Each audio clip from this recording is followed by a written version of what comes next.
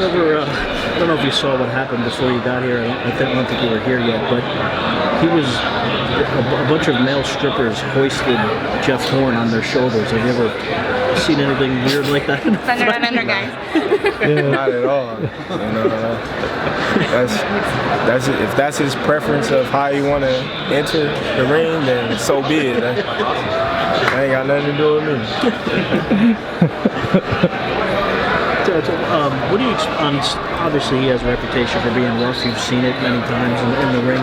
What are you expecting from him on Saturday night as far as that goes? I'm expecting him to come in, try to press the pace, go to the body, get rough, try to do whatever he can do to disrupt my rhythm. But we prepare for everything. I just felt like I had a great camp. Some big guys in there, and I'm up for the challenge. I'm strong, I'm hitting hard, I'm in shape, I'm in great shape, and everything's gonna flow come Saturday. Terence, do you feel like if Horn tries to fight you in that style, come in physical, rough you up, that it'll lead to his demise quicker, that it plays into your hands? Or? Of course. Being that how sharp I am right now, he's just gonna run into a lot of things. I just feel like the first time that I lay a glove on him, he's gonna realize that I'm not just this pity-pat puncher. And I'm going to get my respect in there come Saturday. With him saying a few things and his camp saying a few things before the fight, first fight at welterweight, do you want to knock out more than usual, or are you approaching the fight same? Do you want to knock out? I don't ever go in there looking for a knockout. If it come, it come. My job is to go in there and secure the win. I just believe that his camp and him is doing all these crazy tactics because they want me to fight a certain fight. They want to get under my skin and have me go in there and brawl with them, but it's not going to happen. How much it seems like you never let the crowd affect. I mean, most of your fights have been real exciting, but the few times they get restless, how do you not let that ever bother your game plan? Because I know what I'm trying to accomplish. I know what's the job description, and that's to go in there and stick to the game plan.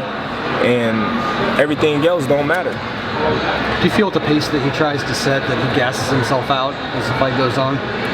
I seen him gas himself out, but he finished the fight strong in each of his fights. He catches second win, but I'm not worried about that. I'm in tremendous shape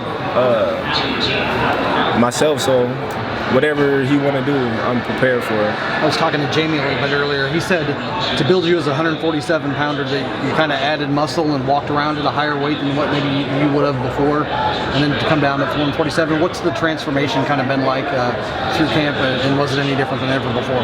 It was hard, but at the same time, worrying about the weight and doing the things that we was doing before 147 is a plus, that we don't have to do those type of things anymore. I just feel like I'm more healthy, I'm stronger, I'm not drained as much.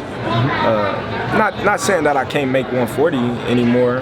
It's just I have more energy at 147. You feel like you have more power too in your punches? Of course, I got more weight on me. It's the same as going from 135 to 140. When I went from 135 to 140, as you see, I got stronger. And I strongly believe the same when it happened at 147. It doesn't work that way for all fighters. Some guys don't really carry the weight up, but like you said, when you went to 140, it seemed like you're the other way. Where was it that hard to get down to 135 the last couple of fights? Or? Yeah, that Beltran fight was. You seen it two-a-day, so you can be the judge on yourself. But 140 wasn't like that. That's why I strongly believe that, if I want to, I can make 140.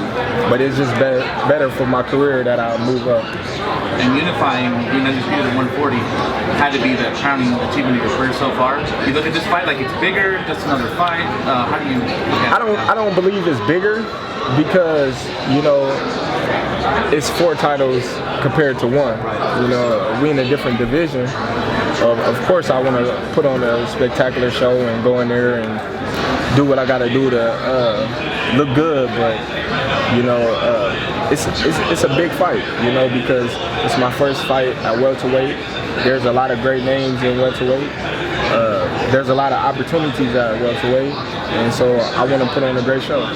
Terrence, you mentioned last Friday the importance of getting 3 weight division titles, and I think the WBO sent out a thing. I think they've only had 4 guys ever that have won their belt 3 different times. What would that mean to you to join that group? Oh, it means a lot. You know, I'm pretty sure those 4 guys was some special guys, and to put me in the equation with those guys is another stamp on my legacy. Terence, pound for pound, it's been... Oh, sorry. Hey Terence, I was just going to say, you mentioned some of the big fights that there are at 147. Do you think that those fights will be big enough that it'll overcome all the politics of maybe being able to fight some of those guys that are PBC since they have so many of the 147? Of course. I just think that business-wise, it got to make sense. You know, like I said before, Al's not going to send his fighters to ESPN if it don't make sense, and Bob's not going to send me over to Showtime if it don't make sense. If the fight is a fight that the fighters want and everything else is intact, then the fight will happen. I already fought 2 out-handed fighters, so I don't believe that that will stand in the way of the fights getting done. Now, how far away do you think those fights are from being big enough to warrant, you know, those crossovers from them to this side or you to that side? Well, right now, my main focus is not that. My main focus is Jeff Horn, you know. I got to win this title first, so I'm not really thinking about none of that right now. We'll do 2 more questions.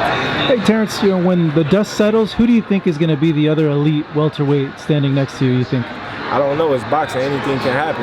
You know, a lot of people is leaning towards me and Errol Spence, but like I say, you know, we never know what tomorrow holds. Hey Terrence, what is your goal? Sorry, you were out for 10 months because of the injury. Have you set a goal for yourself where you'd like to be 6 months from now, 12 months? I mean, I know you're just focused on the fight, but have you set those goals for where you want to be or where you like to see yourself? My goal is to go in the ring come Saturday, be victorious, and then on from there.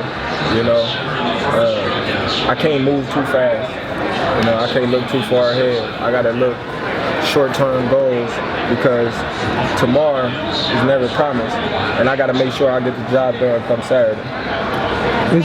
You think you're a happier fighter now at 47? Of course. Yeah? Of course. Compared to 140, because you said you could still make 140, yeah. But you just overall, your body feels better, you're happier? Right. I'm happier, I got more energy, you know, not to mention, you know, I'm just excited to fight in the division. You know, I wouldn't say that I was getting bored at 140, but it was kind of dull. You know, now we got all these fighters at 147 that have names for themselves, and, you know, that makes for an exciting division. Thanks, guys.